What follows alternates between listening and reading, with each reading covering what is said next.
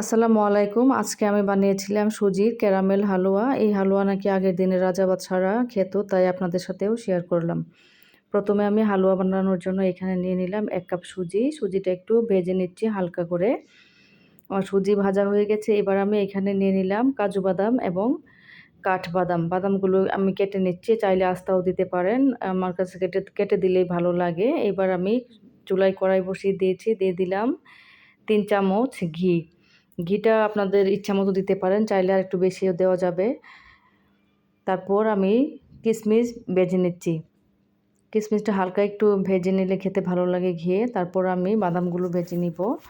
বাদামগুলো একটু হালকা করে ভেজে নিতে হবে, ব্রাউন কালার করে। বাদামটা ঘিয়ে ভেজে নিলে খেতে অনেক ভালো লাগে। আমার বাদাম ভাজা হয়ে গেছে। এবার আমি দিয়ে দিলাম চিনি। 1 বাটি সুজির জন্য আমি নিয়ে নিয়েছি 1 বাটি চিনি।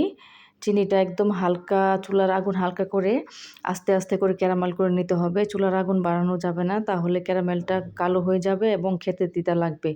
আমি এখানে দিয়ে দিলাম 1 টুকরা দারুচিনি এবং 2টা এলাচ। আস্তে আস্তে করে আমি ক্যারামেলটা বানিয়ে নিচ্ছি। ক্যারামেলটা বানাতে একটু সময় লাগবে, কারণ হলো বেশি চুলার জালটা বাড়িয়ে দিলে ক্যারামেল কালো হয়ে যাবে। এবার আমি দিয়ে দিলাম ভেজে রাখা সুজি। সুজিটা দিয়ে আবারও একটু হালকা নেড়ে ছেড়ে আমি এখানে দিয়ে দিলাম 2 কাপ গরুর দুধ। এখানে আমি খাঁটি গরুর দুধটা নিয়েছি।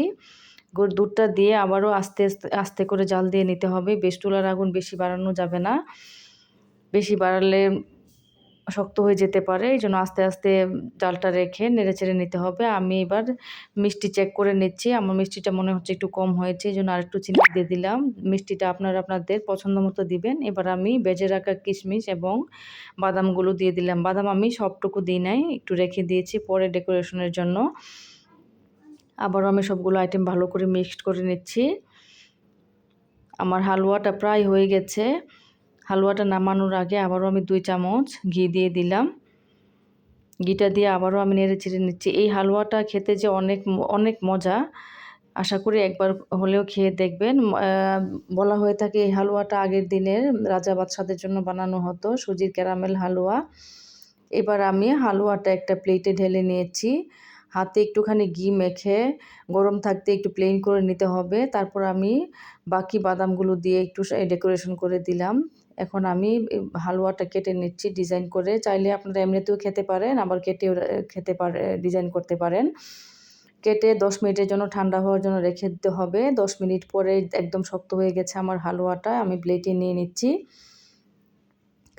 হালুয়াটা দেখতে যেরকম সুন্দর হয়েছিল, খেতেও অনেক মজা হয়েছিল। বাচ্চাদের জন্য এটা অনেক ভালো একটা খাবার। ছোট বড় সবার জন্যই অনেক মজার একটা খাবার। সামনে শবে বরাত, আশা করছি একবার হলেও আপনারা ট্রাই